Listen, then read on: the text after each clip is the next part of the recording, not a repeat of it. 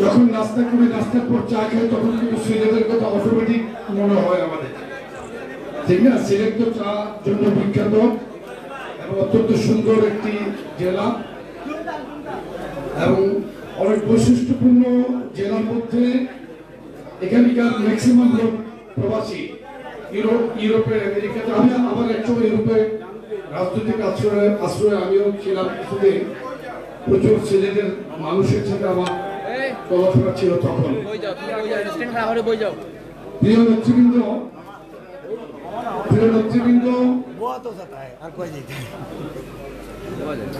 আপনারা দেখছেন যে এখানে একটা ব্যানার আছে, সেই ব্যানারে কিন্তু কোনো নাম নেই।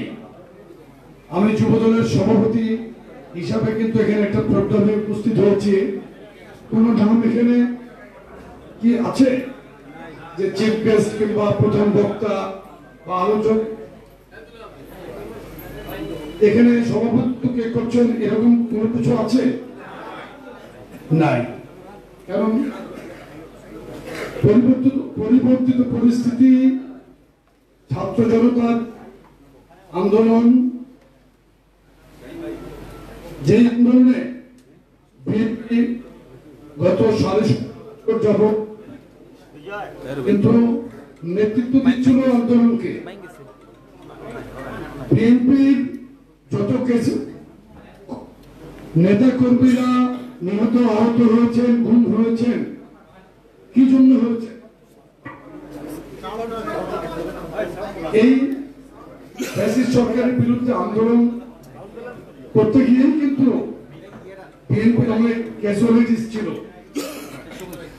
আজকে যে যাই বলল, ইনকলাবে গতকালকে একটি রিপোর্ট বললাম যে দীর্ঘদিনের বিএনপি আন্দোলনের ফসল আজকের এই ছাত্র জনতার গণ-অভ্যুত্থান। গণ-অভ্যুত্থান পরবর্তী আমাদেরকে কিন্তু নতুনভাবে চিন্তা করতে হচ্ছে যেদিকে তারই ধারাবাহিক আজকে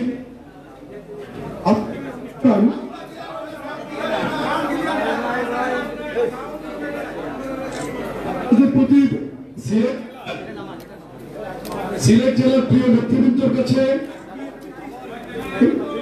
অনুরোধ থাকবে,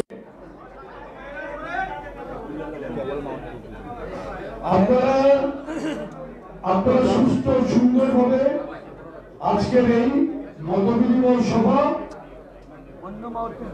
শুনবেন, উপভোগ করবেন, এটা আমি আপনাদের কাছে অনুরোধ করছি। আপনারা মাঝখানে যারা দাঁড়িয়ে আছেন তাদেরকে একটু বসার জন্য অনুরোধ করছি। ঘোরাঘুরি করছেন অনেক কষ্ট করে, প্রায় কত 300 কিলোমিটার দূর এখান থেকে ঢাকা, কত এরকম হবে না? 280-70। কালকে কত কয়শো কিলোমিটার রিটার্ন করছেন? কালকে আন্তরিকতার সাথে আমাদের কথাগুলো শুনেন, তাহলে আমরা খুশি হব, দল উপকৃত হবে।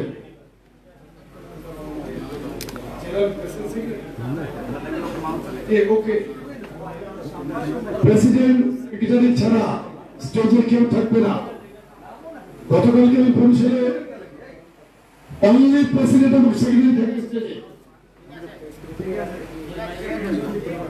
অন্য কেউ থাকবে না। আছে প্লিজ সিটু, তুমি ঠিক আছে বসো।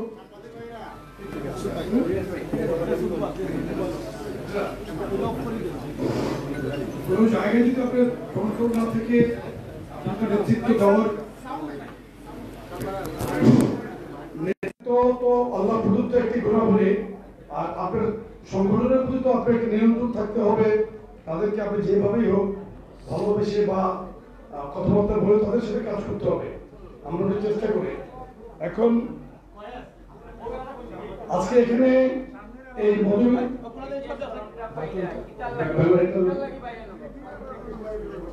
এখানে একটু বিশৃঙ্খলা হচ্ছে।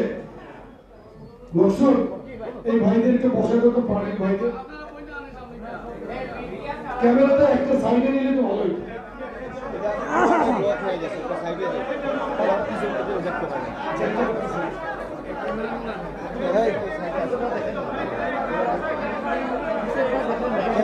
ক্যামেরাটা সাইডে নাকি? এক সাইডে নবী বসেন বসেন প্লিজ।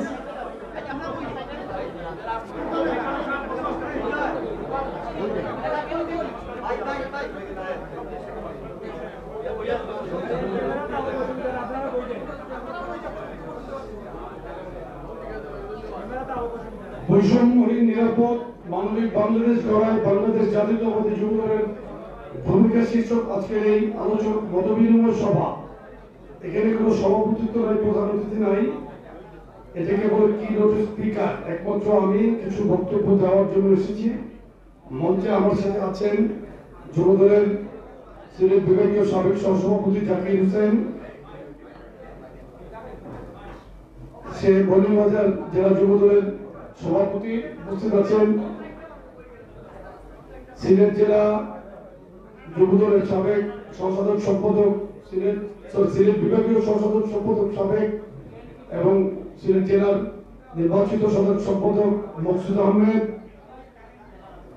সিলেট বিভাগীয় সাবেক সহসাধারণ সম্পাদক মাহবুবুর রহমান, সিলেট জেলা যুবদলের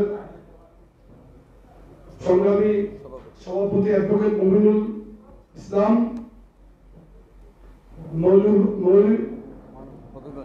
মহানগর যুবদলের সভাপতি তো জালাল ভাই বললেন, সাধারণ সম্পাদক সম্রাট, হবিগঞ্জের সভাপতি জালাল আহমেদ সিনিয়র, সুনামগঞ্জের সভাপতি শওকত আহমেদ, তারপরে সাধারণ সম্পাদক অ্যাডভোকেট কয়েস, মৌলভীবাজার জেলার সাধারণ সম্পাদক মুহিত, হবিগঞ্জের সদস্য সচিব শফিকুর রহমান সিপু, আর কি আছে সিনিয়র যুগ্ম আহ্বায়ক বাবুল সহ উপস্থিত নেতৃবৃন্দ, আসসালামু আলাইকুম।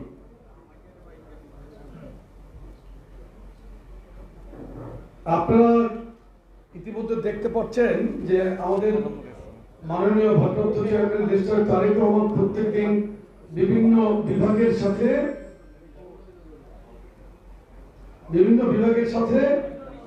উনি সাংগঠনিক মতবিনিময় সভা করছেন। কারণ চেয়ারম্যান ভারপ্রাপ্ত চেয়ারম্যান সাহেব দুদিন আগে একটা বক্তব্য বলেছে, কিন্তু বাংলাদেশের আগামী নির্বাচন কিন্তু খুব কঠিন নির্বাচন হবে, খুবই কঠিন। এবং উনি গতকালকে একটি বার্তা দিয়েছেন যে মানুষের মনকে জয় করার জন্য, মনকে জয় করতে হবে ভালোবেসে, এবং মানুষের পাশে দাঁড়িয়ে আমাদের তাদেরকে জয় করতে হবে। দল কিন্তু অত্যন্ত জনপ্রিয় একটি দল বিএনপি, যেই দলের প্রতিষ্ঠাতা শহীদ রাষ্ট্রপতি জিয়াউর রহমান বাংলাদেশের স্বাধীনতার ঘোষক ছিলেন, সরাসরি রণাঙ্গনে যুদ্ধ করেছেন এবং বাংলাদেশের সবচাইতে দেশপ্রেমিক সাহসী একজন রাষ্ট্রনায়ক ছিলেন। হুমায়ুন আহমেদ তার দেয়াল নামক একটি বইতে লিখেছেন, জিয়াউর রহমানের দেশপ্রেমিকতা নিয়ে লিখেছেন, তার সততা নিয়ে লিখেছেন। হুমায়ুন আহমেদের আব্বা একজন মুক্তিযোদ্ধা ছিলেন, সে মুক্তিযোদ্ধা পরিবারের বড় সন্তান, বিশিষ্ট লেখক, ঢাকা ইউনিভার্সিটির কেমিস্ট্রি অধ্যাপক ছিলেন উনি কিন্তু এই বইয়ের মধ্যে লিখেছেন জিয়াউর রহমান সাহেবের সততা, দেশপ্রেম নিয়ে।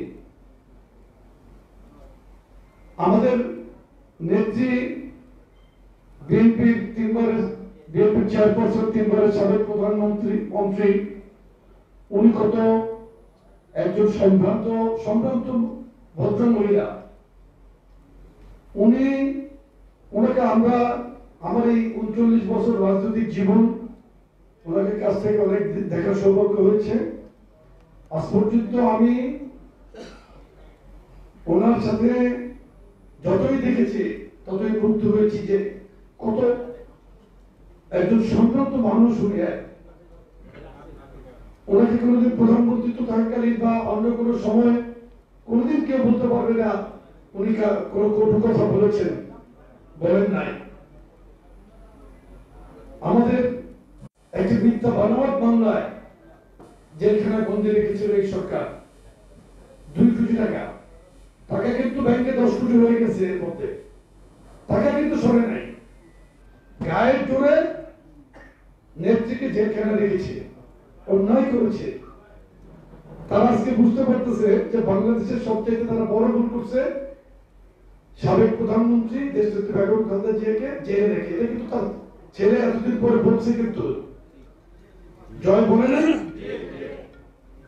আমাদের নেত্রী কিন্তু অন্যায়ের সাথে কোনোদিন আপোষ করেন নাই।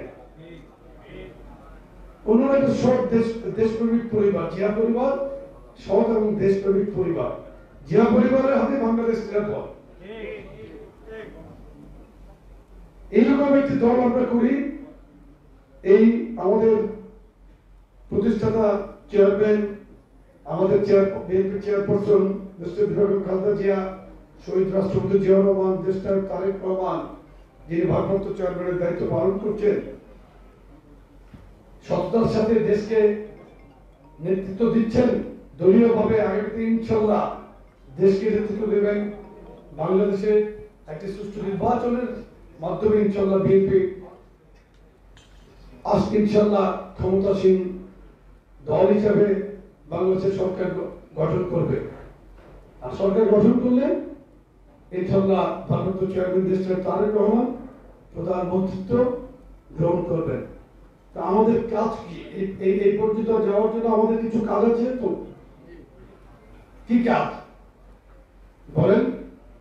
সংগঠনকে শক্তিশালী করা। নির্বাচন যেহেতু কঠিন হবে, সব পেয়ে গেছেন, জিতে গেছি এই মনোভাব থাকলে কিন্তু হবে না। আপনাকে চিন্তা করতে হবে সামনে অনেক কঠিন বন্ধুর পথ, নির্বাচন অনেক কঠিন হবে। ভারপ্রাপ্ত চেয়ারম্যান মহোদয় কিন্তু ক্লিয়ার করে বলে দিয়েছেন।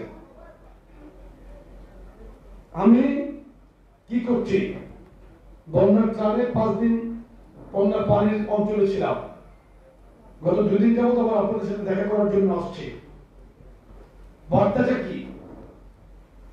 জেলা নেতৃবৃন্দ শুধু জেলা শহরে বসে থেকে রাজনীতি করবেন এটা আর হবে না।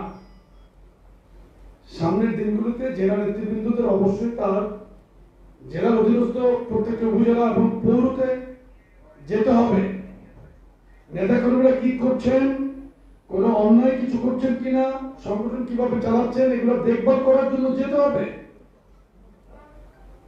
আমি কেন আসলাম? আপনাদেরকে দেখার জন্য তো আসলাম। সংগঠনের শক্তি, সাংগঠনিক কর্মকাণ্ডের মধ্যে কোনো সমস্যা আছে কিনা দেখার জন্য কিন্তু আসলাম। সুতরাং জেলা এবং মহানগরকে আমি অনুরোধ করব, আপনারা আগামীকাল থেকে আপনাদের একটি চার্ট করে নিয়ে জেলা উপজেলা ভিত্তিক পৌর উপজেলা এবং পৌর শাখায় আপনারা আপনাদের সংগঠনকে গিয়ে একটি উপজেলা বসেন, চা খান, কথা বলেন, কার কি সমস্যা শুনেন। এটা পারস্পরিক সম্পর্ক ডেভেলপ করবে, সংগঠন শক্তিশালী হবে। আপনার তো এখন ওই সমস্যা নাই যে পুলিশের পারমিশন লাগবে কিংবা অমুক এলাকায় যাওয়া যাচ্ছে না, হামলা হচ্ছে, এই সমস্যা কিন্তু নাই। আছে? আপনারা চান না যে আপনার নেতারা বিভিন্ন উপজেলায় যাক? তদ্রুপ উপজেলারও কাজ আছে। উপজেলা তাদের স্ব ইউনিয়নে অধীনস্থ ইউনিয়নগুলোতে খোঁজখবর রাখবে, তারা মিটিং করবে, যাবে। পৌরও কিন্তু তার ওয়ার্ডের সাথে বসবে। কিন্তু কোন জায়গায় যাওয়াকালীন সময় আপনারা কোন হুন্ডা বহর নিয়ে যাবেন না। এখন সময় সংগঠনকে শক্তিশালী করার জন্য আমি আসার আগে কিন্তু বলে দিয়েছিলাম যে আমাকে যদি কেউ রিসিভ করার জন্য কোনো বহন নিয়ে না যায়।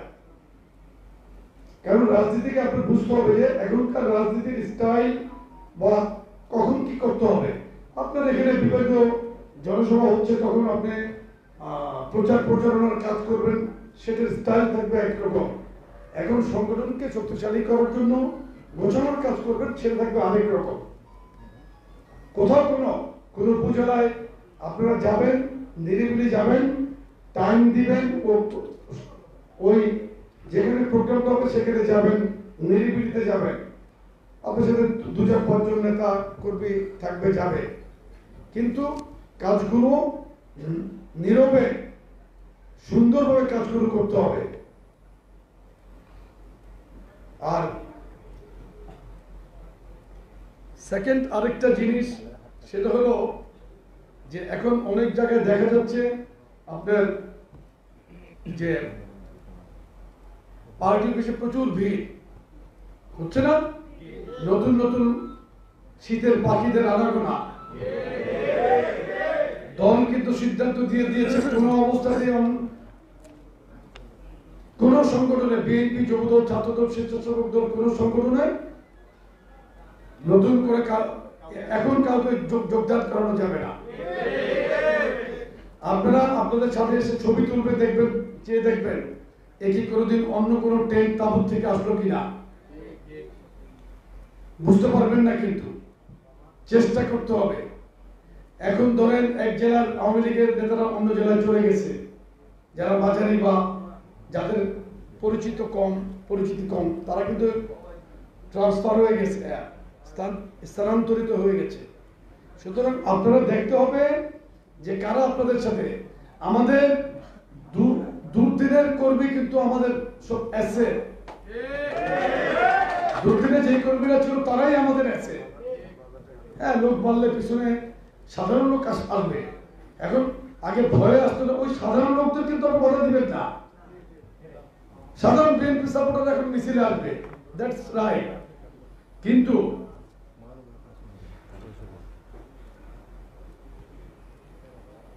চিহ্নিত আওয়ামী লীগের, যুবলীগের, ছাত্রলীগের চিহ্নিত কোন সন্ত্রাসী চাঁদাবাজদের কিন্তু কোন অবস্থাতেই আপনারা মিছিল মিটিংয়ে সুযোগ দিবেন না। কোন অবস্থাতেই তারা অনুপ্রবেশ করার চেষ্টা করলে তাদেরকে অ্যালাউ করবেন না।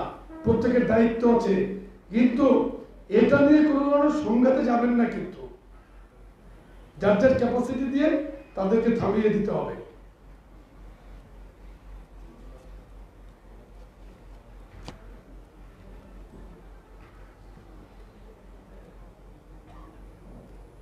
আরেকটা জিনিস হলো, মহানগর জেলা তো একই ইনস্ট্রাকচার, মহানগর যাবে, ওয়ার্ড লেভেলে কাজ করবে, প্রত্যেকদিন কোনো না কোনো ওয়ার্ড লেভেলে কাজ করবে। আমাদেরকে ছবি দিতে হবে, আমাদের দপ্তরে ছবি দিতে হবে যে আজকে নগরের প্রেসিডেন্ট এই ওয়ার্ডে, প্রেসিডেন্ট সেক্রেটারি দুজন একসাথে যাওয়ার দরকার নাই। যেমন আমাদের প্রোগ্রামটা চলতেছে, আমি আজকে সিলেট বিভাগ, আমার যুবদলের সাধারণ সম্পাদক আজকে রংপুর বিভাগে, আগামীকাল রংপুর থেকে সে বাই রোডে রাজশাহী বিভাগে চলে আসবে। আমার আগামীকাল কুমিল্লা বিভাগের প্রোগ্রাম, পরের দিন চট্টগ্রাম বিভাগ। আমরা কাজগুলো এভাবে ভাগ করে নিয়েছি কাজগুলো দ্রুত করার জন্য। জেলা প্রেসিডেন্ট এবং সেক্রেটারিও কিন্তু একই প্রক্রিয়ায় এই কাজগুলো করবেন ইনশাআল্লাহ। আরেকটা জিনিস, অনেকে অতি উৎসাহী হয়ে কিছু কিছু বদনামের কাজ করছে, হয়তো আবার অনেক অন্য দলের লোকজন কাজ করছে। আমরা ধরেছি যে তারা ছাত্রলীগের ছেলেকে চাঁদা চেয়েছে যুবদলের কথা বলে, আমরা আমাদের লোক গিয়ে তাদের ধরার পর দেখা গেল ছাত্রলীগ করে। এরকম অনেকে পার্টির নাম বিক্রি করতেছে, বা জেলা প্রেসিডেন্ট সেক্রেটারির নাম দিয়ে এক জায়গায় বলতেছে। সাধারণ জনগণ অনেক ক্ষেত্রে বুঝতে পারে না যে আসলে কি জেলা প্রেসিডেন্ট সেক্রেটারি এটা না আসলে মিথ্যা বলতেছে। তো এগুলো সবাই থাকতে হবে। আর নিজেদেরকেও অন্যায় কোন আচরণ করলে দল সেটা দায় দায়িত্ব নেবে না। দল কোন অবস্থায় কারো অনৈতিক কাজ এবং অসাংগঠনিক কাজের দায় দায়িত্ব নেবে না। এবার কিন্তু দল পানিশমেন্টে যাচ্ছে। এবারের বহিষ্কার কিন্তু অনেক রিস্কি বহিষ্কার। এই বহিষ্কার কিন্তু সহজে উজ্জ্বল হবে না। আমরা ক্লিয়ার করে বলতে চাই যে দলকে এতদিন আপনারা কষ্ট করতেছেন, এখন তো অন্তত শান্তিতে ঘরে থাকতে পারতেছেন, তো এটা কত বড় শান্তি বলেন। আরেকটা জিনিস, যে মানুষের পাশে দাঁড়ানোর বার্তা কিন্তু এটাই যে মানুষের কোনো আমাদের দ্বারা যাতে কোনো মানুষের কোনো সমস্যা না হয় সেই দিকে দয়া করে আপনারা কিন্তু নজর রাখবেন। প্রত্যেকটি নেতা কর্মীদের কাছে যে দলের এই বার্তাটা কি আপনারা বুঝতে পেরেছেন? 1, 2 জন 3 জনের জন্য কিন্তু 50 জনের বদনাম হয়, সেটাকে বন্ধ করতে হবে। যুবদল একটি বৃহৎ সংগঠন। বিএনপি পরিবারের মধ্যে যুবদল অত্যন্ত বৃহৎ একটি দল। এই দলের অনেক গৌরব উজ্জ্বল ভূমিকা আন্দোলনে। দেখেন আজকে যে ছাত্র জনতার আন্দোলন তা এই যে আপনার সাকসেস হলো, এর মধ্যে আমাদের কিন্তু অনেক অবদান। আমাদের ক্যাজুয়ালিটিস দেখেন কি 200-র উপর মারা গেছে, এর মধ্যে প্রায় 35 জন আমাদের 35 পর্যন্ত 35 জন যুবদলের নেতা কর্মী মারা গিয়েছেন, হাজার হাজার আহত, গুলিবিদ্ধ, কুপিয়েছে। এই আন্দোলনে আমাদের ভূমিকা কি এটাকে অস্বীকার করার কোনো জো আছে? যারা আজকে বলতে চায়, সিলেট তো আমি নিজেই দেখছি যে সিলেটের রাস্তায় আমাদের ছেলেরা কি, আমি টিভিতে দেখছি, ফেসবুক লাইভে দেখছি। আমি একটা লিখিত মেসেজ দেই, প্রতিষ্ঠা লগ্ন থেকেই বিএনপি জনগণের আস্থা ও ভরসার দল। শুধু ক্ষমতায় যাওয়ার জন্য না, মানুষকে তার ভোটের অধিকার, মৌলিক অধিকার ফিরিয়ে দেওয়ার জন্যই বিএনপির আন্দোলন সংগ্রাম। সংকটের সম্ভাবনায় বাংলাদেশের আপামর জনগণ ও বারবার প্রমাণ করেছে তারা বিএনপির সাথেই আছে। সুতরাং এটাকে ধরে রাখতে হবে। ধরে রাখার জন্য কি পলিসি করতে হবে সেটা আমাদেরকেই নির্ধারণ করতে হবে। ধরেন একটা রাস্তায় পানি, সেখানে সাঁকো নাই, ইটা দেওয়া আছে, তাহলে কি করবেন? আপনি ইটার মধ্যে পা দিয়ে দিয়ে স্টেপ বাই স্টেপ যাবেন। আপনি যদি স্টেপ দিতে ভুল হয় তাহলে পাটা পানির মধ্যে পড়বে। তো সিদ্ধান্ত তো আপনার কাছে, আপনি কিভাবে স্টেপ দিবেন। বা ইটার অনেকটা বাঁশের এই টাইপের ই করে না, বন্যার সময় যে একটা বাঁশের মধ্যে দিয়ে হাইটে যায় সাঁকো, ওটাকে ঠিক সাঁকো বলে না, এটা বাঁশের একটা যাতায়াতের জন্য একটা বিকল্প ব্যবস্থা করে আমার ধরার জন্য একটা আর্টে চিকন বাস থাকে, ওটা না থাকলে কি আপনি রিস্কে থাকবেন। তো আমাদের জীবনটা কিন্তু এরকম, আপনি যদি সঠিকভাবে টার্গেট করে চলতে পারেন আপনি ভালো থাকতে পারবেন।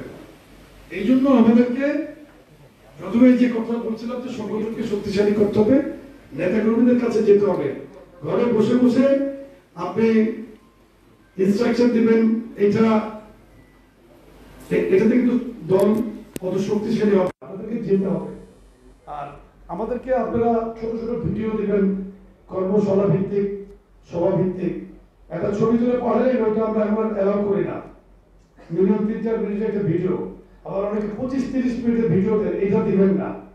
হ্যাঁ, এটার মধ্যে এটা অনেকে দেয়, দিলে মোবাইলেও তো স্পেস থাকে না, মোবাইলে কতটুকু যাবে ধারণ করার স্পেস থাকে। তো এটা বুঝেই আপনারা আমাদেরকে ডকুমেন্টারি জিনিসটা দেবেন। আপনারা আশা করি জেলার যারা নেতৃবৃন্দ আছেন তারা কি তাহলে এই কাজটা শুরু করবেন দ্রুত। হ্যাঁ, উকিল সাহেব তো আসতে বলতেছে কি ওকালতি, দিনের বেলা ওকালতি, রাত্রে তো কাজ করতে হইব ভাই। আর সিলেটের মানুষ তো রাত্রে কাজ করা পছন্দ করে, ঠিক না? হ্যাঁ কি ভাই?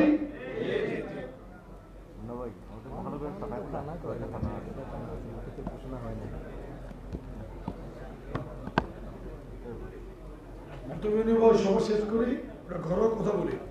বিএনপির অন্যতম অঙ্গ সংগঠন হিসেবে যুবদলের দায়িত্ব ও কর্তব্য সবচাইতে বেশি। যুবদল একটি বৃহৎ অঙ্গ সংগঠন। এই যুবদল থেকে আগামীতে অনেক মানে সম্ভাবনাময় নেতৃত্ব সারা বাংলাদেশে বের হচ্ছেই হবে।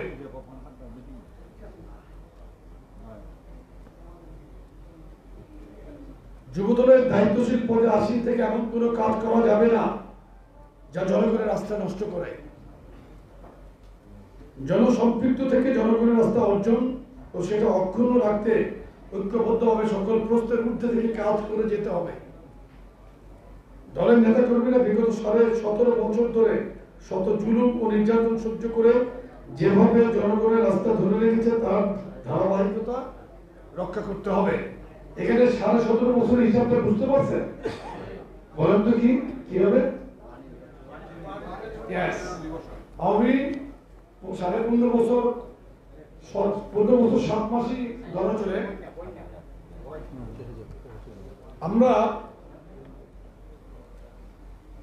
আমরা যুবদলের পক্ষ থেকে আপনাদের বলতে চাই যে আপনারা প্রত্যেক দিন জনগণের সাথে উঠা বসা করেন। আপনারা জানেন বাংলাদেশের মানুষ কি চায়। আজকের পরিস্থিতি একটু অন্যরকম। নতুন জেনারেশনের চাহিদা, চিন্তা চেতনাকে আপনার ধারণ করতে হবে, তাদেরকে বুঝতে হবে, বুঝে পথ চলতে হবে, তাদেরকে আমাদের বুকে টেনে নিতে হবে। আর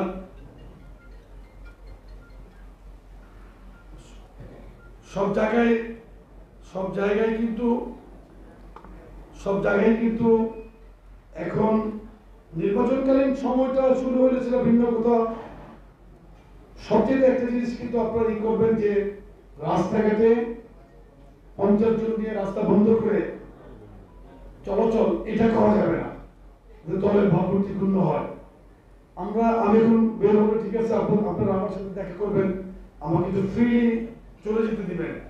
রাস্তা বন্ধ করে যাওয়া, ওই অনেকের অতি উৎসাহী হলে এই রিক্সাকে ধাক্কা দেয়, এগুলো করা যাবে না। গাড়ির ভনের মধ্যে থাপ্পড় দিতেছে, এগুলো করা যাবে না।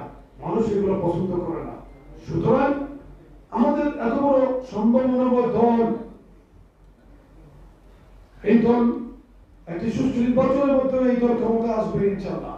সেটাকে আমাদের কাঙ্ক্ষিত রেজাল্টের মধ্যে আমাদের পৌঁছাতে হবে। আপনাদের প্রতি আমার উদাত্ত আহ্বান, জনগণের সেবক হিসাবে আপনাদেরকে জনগণের পক্ষে অবস্থান নিতে হবে। জনগণের প্রতি দায়বদ্ধ থেকে আপনারা আপনাদের পবিত্র দায়িত্ব পালন করবেন। এটা হলো মূল সাবজেক্ট। এই সাবজেক্টের বাইরে আপনাদের সাথে আমি দু একটা কথা বলতে চাই। একটা শ্রেণী কিন্তু বিভিন্ন কথা বলতেছে, আমাদের এগুলো থেকে কান দেওয়ার দরকার নেই। ভোটের রাজনীতিতে ভোটের বাক্সে বিএনপির উপর জনপ্রিয় দল এখন বাংলাদেশে কেউ নাই। অনেক কথা বলতেছে, তাদের ভোটের হার কতটুকু আমরা জানি, তাদের ভোটের হার কতটুকু জানি। কোন অঞ্চল হয়তো একটু বেশি থাকতে পারে, কিন্তু আমাদের কাছে তাদের আমাদের এই স্টেক হোল্ডার, আমরা ভোটের যে স্টেক হোল্ডার, আমরা এটাকে ধরে রাখার জন্য আমাদেরই চেষ্টা করতে হবে।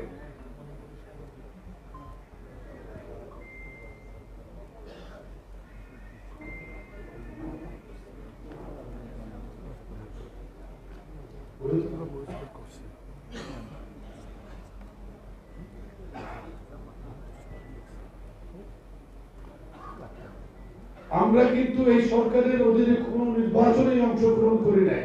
ইউনিয়ন পরিষদ থেকে শুরু করে পৌরসভা, সংসদ প্রত্যেকে নির্বাচন বর্জন করেছি। কিন্তু অন্যান্য অনেক দল সরকারের কে খুশি রাখার জন্য স্থানীয় পরিষদ নির্বাচনে অংশগ্রহণ করেছে। আজকে তারা অনেক বড় কথা বলে। ভোটের মাঠে ইনশাল্লাহ আমরা থাকবো ইনশাল্লাহ। এই দেশের জনগণের ম্যান্ডেট নিয়ে আমরা সরকার গঠন করবো। দেশটার তারেক রহমান বাংলাদেশে যেদিন ফিরে আসবেন, এই বাংলাদেশের মানুষের মধ্যে বিপ্লব হয়ে যাবে। বিএনপি কখনোই সেই 86 নির্বাচনকে বর্জন করেছে, 88 নির্বাচন এরশাদের অধীনে কোন নির্বাচনে বিএনপি যায় নাই। দেশনেত্রী বেগম খালেদা জিয়া প্রত্যেকটা নির্বাচনকে বর্জন করেছে। যারা তখন নির্বাচন করেছে পরে আস্থা করে গেছে। বিএনপি কখনোই অন্যায়ের সাথে কোন কম্প্রোমাইজ করে না। সুতরাং এই একটা জায়গায় তো আমাদের বিশাল সফলতা। আমরা এমন একটা দল করি, যে দলের আমাদের নেতা শহীদ রাষ্ট্রপতি জিয়া রহমান শতভাগ একজন সৎ মানুষ ছিলেন, দেশপ্রেমিক ছিলেন, একজন বিখ্যাত রাষ্ট্রনায়ক ছিলেন। আমাদের নেতৃত্ব, সব নেতৃত্ব, সাহসী নেতৃত্ব, নেত্রী বেগম খালেদা জিয়া, দেশের তারেক রহমান ওনার দলকে নেতৃত্ব দিচ্ছেন। যে ইনশাল্লাহ ওনাদের নেতৃত্বে এই বাংলাদেশে আমরা ভোট বিপ্লব ঘটিয়ে দেশের সরকার গঠন করা হচ্ছে না, এই জনগণকে সাথে নিয়ে। তাই জনগণকে আমাদের আস্থায় আনতে হবে। মোটামুটি মেসেজটা আপনারা তো মোটামুটি বুঝতে পারছেন। গতকালকে আমি একটা পরিসংখ্যান দিচ্ছি।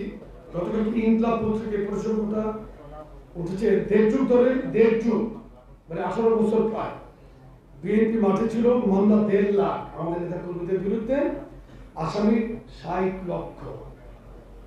ওদের 60 লক্ষ ভোটও নাই। আমাদের নেতা কর্মী মারা গেছে 1551 জন, আরো বেশি হতে পারে। এটা তাদের পরিসংখ্যানটা যে সময় পর্যন্ত সেটা 1551 জন আমাদের নেতা কর্মী মারা গেছে। গুম 423 জন, এর মধ্যে বিখ্যাত একজন নেতা এই অঞ্চলের ইলিয়াস আলী,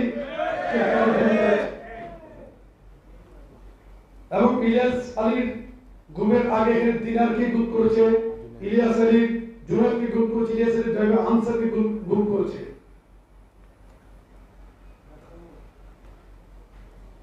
ছাত্র জনতা আন্দোলনের বিএনপি প্রায় 200 জনের মতো শহীদ হয়েছে। ঘর বাড়ি ব্যবসা প্রতিষ্ঠান হারিয়ে নিঃস্ব অসংখ্য নেতা কর্মী। বিএনপি দীর্ঘ ত্যাগের এই পটভূমিতে ছাত্র জনতার অভ্যুত্থান হচ্ছে। আমাদের এই ত্যাগ তিতিক্ষার মধ্য দিয়েই কিন্তু ছাত্র জনতার অভ্যুত্থান সফল হয়েছে। কারণ বিএনপি দেশনায়ক তারেক রহমানের নেতৃত্বে প্রত্যেকটি নির্বাচন বর্জন করার কারণে দেশের মানুষ ভোটের অধিকারটার ব্যাপারে বুঝতে পেরেছে। বিএনপি জাতীয় পার্টির মতো দল না। বিএনপি হালুয়া রুটির জন্য কোনদিন আওয়ামী সরকারের সাথে আতাত করে নাই। বিএনপি প্রকৃতই বিরোধী দল ছিল, জনগণের পক্ষের দল ছিল, বাংলাদেশের পক্ষের দল ছিল।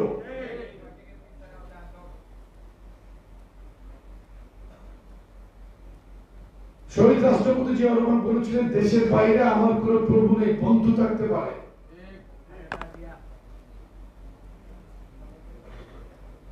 এই কথাটা জিয়া রহমান সাহেবের কাছ থেকেই ম্যাডামের কণ্ঠে পড়ে গেছে। কিন্তু জিয়া রহমান সাহেব কিন্তু একটা কথা বলি, ফারাক্কা লং মার্চ হয়েছিল, ফারাক্কার বাঁধের বিরুদ্ধে লং মার্চে পরে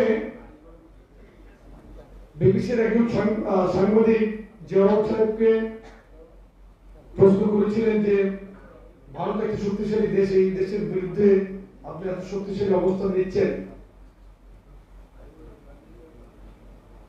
তো আপনি এটা একটি কোশ্চেন করেছিলেন, সাহসের ব্যাপারে জানতে চেয়েছিলেন।